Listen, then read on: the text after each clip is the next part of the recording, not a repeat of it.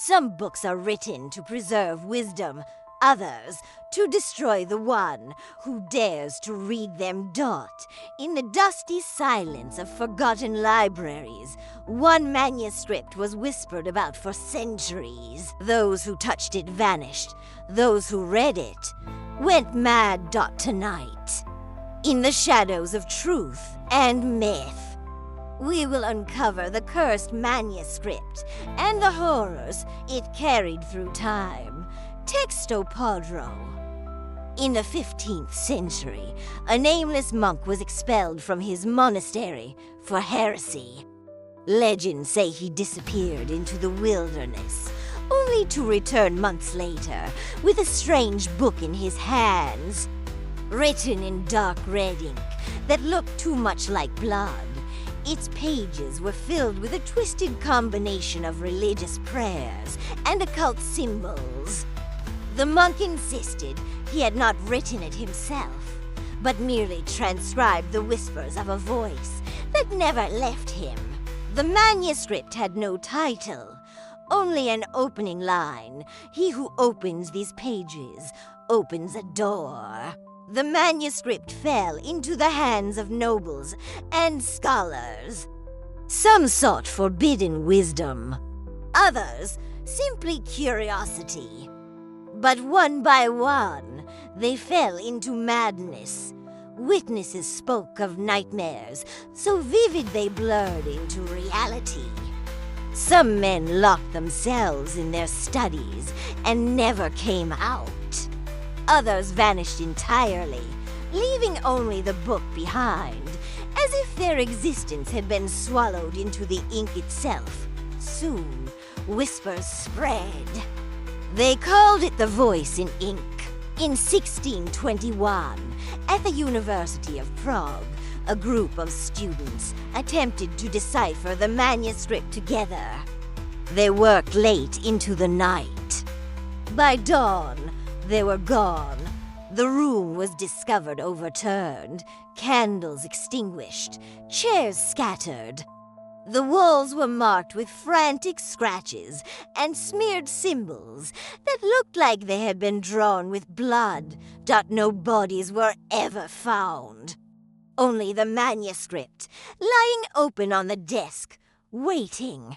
Terrified, the church declared the manuscript forbidden.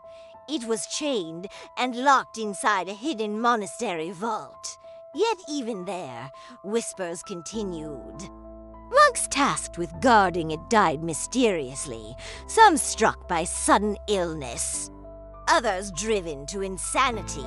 One monk, before his death, claimed that the book was breathing, that when he slept, he heard it whisper his name.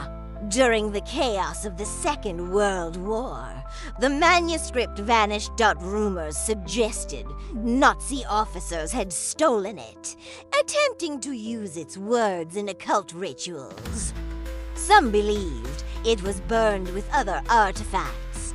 Yet in the following years, blurry photographs surfaced from military archives, showing what looked like the cursed text on an iron table, surrounded by symbols carved into the concrete floor. If true, the manuscript had been weaponized, not as a tool of knowledge, but as a curse unleashed. In the 1960s, a wealthy collector boasted of acquiring the manuscript. Friends claimed he became reclusive, consumed by its pages. His appearance changed, his eyes hollow, his voice distant, as if something else spoke through him. Months later, he was found dead in his study. His eyes were burned black, his mouth frozen in a scream. The manuscript was missing once again. Whispers resurfaced in the underground. Anonymous posts on early internet forums spoke of a manuscript passed through black market auctions. Grainy, low-quality photographs appeared, but none could confirm authenticity. Some described pages that seemed to change when viewed by different people, words shifting, drawings moving like shadows caught in the corner of the eye, if true. The cursed book was evolving. Scholars offered explanations.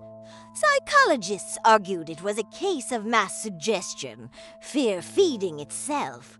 Historians suggested manipulation by the church to suppress forbidden knowledge.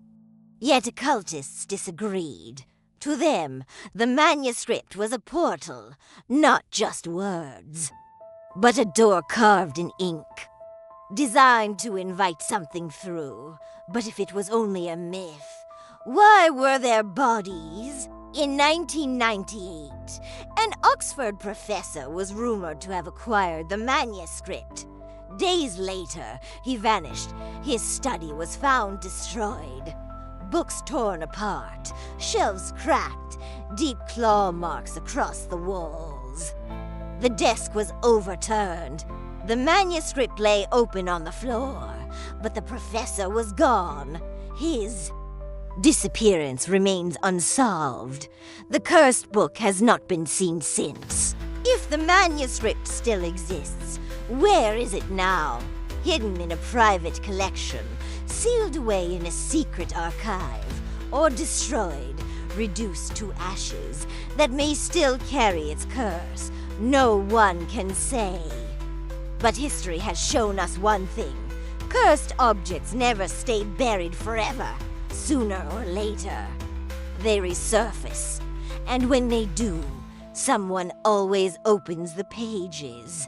Some books are never meant to be read, but curiosity is a hunger humanity never stops feeding.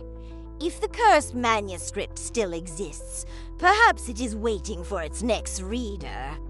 Would you dare open its pages? Tell me in the comments what you would do if it appeared in front of you tonight.